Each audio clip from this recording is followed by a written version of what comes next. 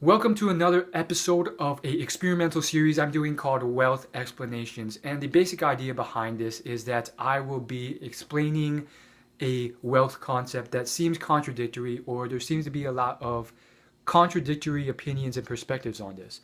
So today we're going to be talking about following your passion and market demand, market inefficiency. So what does this basically mean?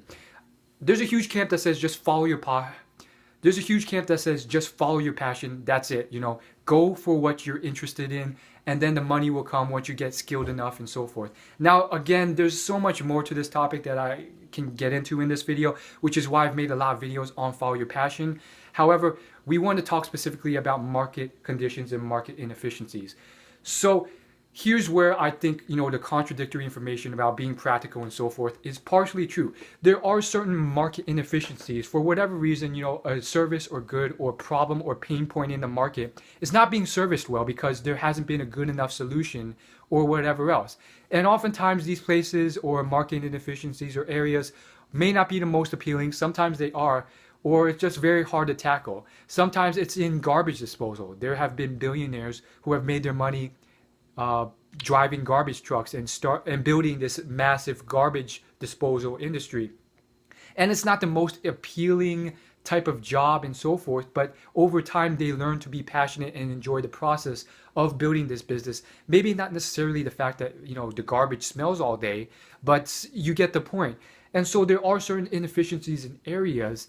And obviously, I guess the optimal solution for you, my best advice would be, you ideally want to find something where you can in some way either learn to become passionate about it or really be passionate about it. And as well, it's an area that services a inefficiency or great demand. And therefore, by merging these two, you can possibly produce exceptional rewards. Now, that is not always necessary. There's always so many caveats when you have a lot of references and examples that you've encountered. And sometimes I've heard many stories of people who found a passion, but the area that they wanted to service was pretty crappy, or there's a lot of competition and people were paying very little for it. But they were ingenious and very creative and business savvy, and they found a way to make a lot of money in that area by persevering. And then obviously there's people who go to the extremes and they're extremists and they're just like too practical or whatever else, or they follow their passion too much and they don't think it through. And therefore you get people who are just like, they love singing, but they're just singing homeless on the streets. Or they are just exceptionally practical about it, and then they get a job that pays a lot, but they hate, like, I don't know, a lawyer or a doctor. And I think those extremes may be too much. And so I do think, there are certain other factors that may need to be put into equation, like creativity, business savvy, enthusiasm, finding some unique new way of servicing or helping people, becoming unique or exceptional in some way that makes you stand out.